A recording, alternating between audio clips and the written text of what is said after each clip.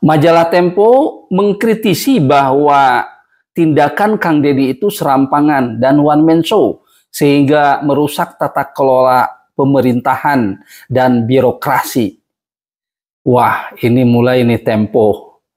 Di itu ringkasan majalah Tempo yang diumumkan sehingga dia menganggap bahwa apa yang dilakukan oleh Kang Deddy Mulyadi ini adalah seolah-olah tanpa pemikiran yang matang. Ya, padahal tidak seperti itu. Oke, agar lebih jelas kita dengarkan dulu videonya. Oke ya, tonton sampai tuntas.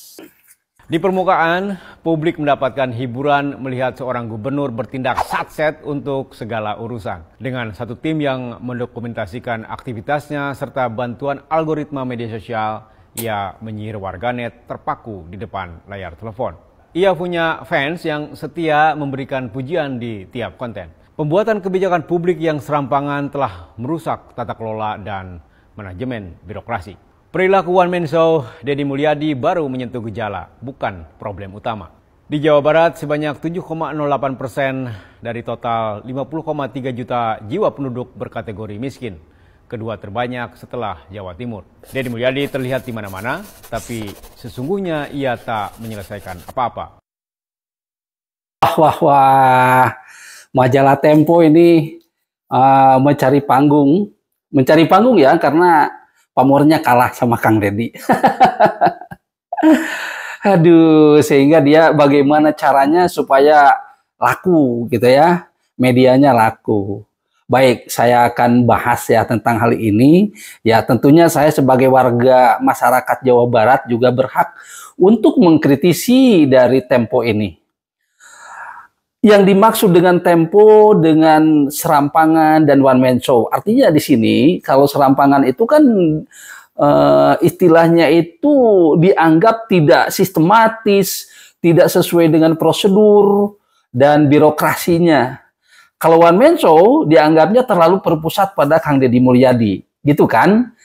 Itu yang ditujukan khususnya kepada Kang Deddy Mulyadi, gitu ya.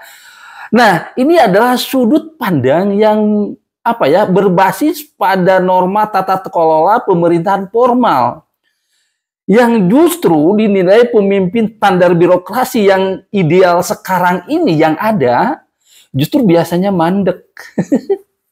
Ini ada pandangan nih perlu dikritisi oleh kita bahwa di realita lapangan itu justru berbeda dengan teori yang ada gitu. Memang secara teori kan gitu. Nah, fakta di lapangan bahwa ini yang dilakukan oleh Kang Deddy ini merasa diterima oleh rakyat.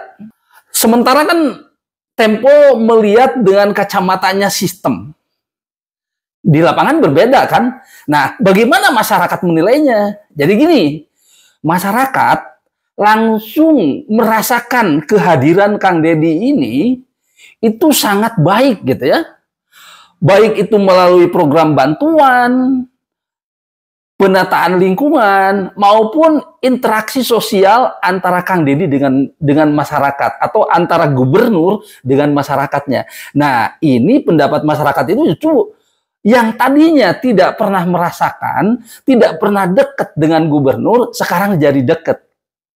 Yang keduanya, jadi ini menyambut baik pendekatan personal yang dilakukan oleh Kang Deddy Mulyadi dengan caranya belusukan atau mendekati masyarakat. Jadi kalau melihat Kang Deddy ini berbeda dengan pemimpin lain. Kalau pemimpin lain kan ya yang tadi yang diharapkan, birokrasi. Wah, dari ini ke kecamatan, kelurahan, baru ketemu ke rakyatnya kapan lama. Nah, selain lama, karena ada birokrasinya itu, akhirnya kan jarang ketemu dengan gubernurnya. Kalau masyarakat mau kedatangan gubernur saja, secara birokrasi, itu dipersiapkan segalanya. Sehingga dianggap bagus semuanya.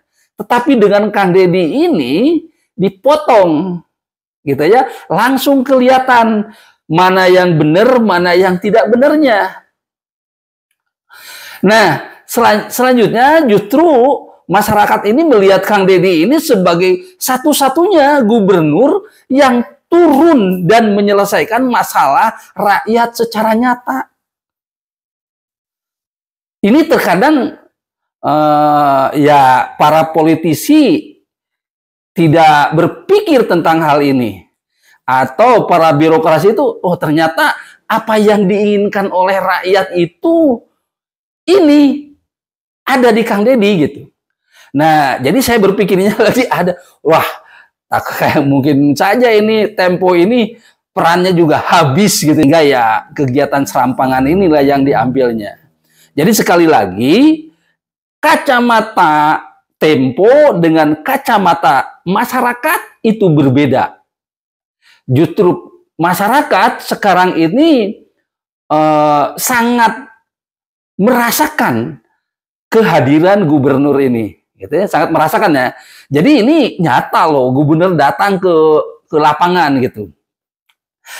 Nah, jadi kalau kita dianggap serampangan ya, memang ini memotong birokrasi kalau menurut saya. Yang keduanya tadi yang berhubungan dengan one man show. Yang berhubungan dengan one man show ini, itu kan pemimpin lainnya itu belum ikut ambil peran. Tetapi kan sekarang sudah mulai. Yang pertama, Kang Deddy biasanya dengan sekda. Sekarang sekda udah sendiri, Kang Deddy sendiri. Wakil gubernur juga sendiri. Wakil gubernur kenapa tidak kelihatan? Karena wakil gubernur itu menata di dalam. Nah, sekarang bupati-bupatinya sudah. Bekasi udah jalan. Oke ya, kota Bekasinya jalan, gitu kan. Kabupatennya jalan. Bogornya juga sudah jalan. Cianjur sudah jalan. Udah mulai banyak yang jalan. Yang melakukan proses mirip seperti Kang Deddy Mulyadi. Dan akhirnya Kang Deddy Mulyadi kan tidak perlu terjun langsung. Nah, di awal saja yang melakukan itu. Jadi kalau menurut saya menganggap wah one man show ya tidak juga lah gitu. Karena sudah dibagi-bagi kan, dinas pendidikan, dinas yang lainnya juga sudah mulai bekerja. Cuma mungkin sekarang ini karena rakyat ini sungguh senang dengan kedatangan gubernur kita, ketika datang gubernur bagaikan datang presiden. Nah, di situ Tempo kan bingung mau memberitakan apa ini. Semua beritanya sudah kalah oleh Kang Deddy, kayaknya gitu. Tapi ini disclaimer, ini pendapat saya. Nah, bagi rakyat kecil, prosedur birokrasi justru seringkali terlalu rumit, lambat, tidak menjawab kebutuhan mendesak. Itu kan. Yang birokrasi, lapor A, lapor B, lapor C, wah banyak sekali. Sekarang lapor ke Kang Deddy, langsung Kang Deddy telepon ke wali kota atau bupati, selesai. Jadi Kang Deddy justru memotong jalur birokrasi yang biasanya itu lamban. Sekarang menjadi cepat dan langsung berbasis, tentunya ini berbasis empati loh. Jadi apa yang dirasakan oleh masyarakat itu langsung mendapatkan respon. Ini memang bukan prosedural, bukan. Tapi ini efektif dalam krisis sosial. Ya, kalau saya mengibaratkan gini, ketika ada seorang ibu hamil masuk rumah sakit, ditanya dulu siapa yang bertanggung jawab, uangnya sudah ada belum, dan keburu lahir. Nah, kita ini krisis gitu, benar-benar krisis. Dalam konteks masyarakat yang kekurangan respon cepat dari pemerintahannya, justru ini lebih baik dan merasa ini dihargai. Jadi kalau kita harus melengkapi dulu administrasi, wah, kapan selesainya? Inilah mungkin yang dilakukan oleh Kang Deddy. Oke, sementara ini saya tidak menyalahkan juga kepada Tempo, ya tidak apa ya, karena mungkin saya melihatnya dari resume yang disampaikan, gitu. Jadi ya membahasnya sekilas. Tapi kalau saya boleh usul ke Tempo, jadi sekarang Tempo juga tidak boleh berpihak atau tidak boleh hanya dengan kacamata diri Tempo sendiri. Jadi yang justru Tempo harus mengawasi tentang kekuasaan agar tidak muncul kultus individu. Tapi mereka juga perlu loh bagaimana mengakui realitas sosial bahwa sistem sering mandek. Jadi kalau menyampaikannya, oh kan mungkin ini sering mandek dan lain sebagainya, ya itu kan akan lebih jelas gitu. Dan rakyat justru membutuhkan pemimpin yang bekerjanya nyata.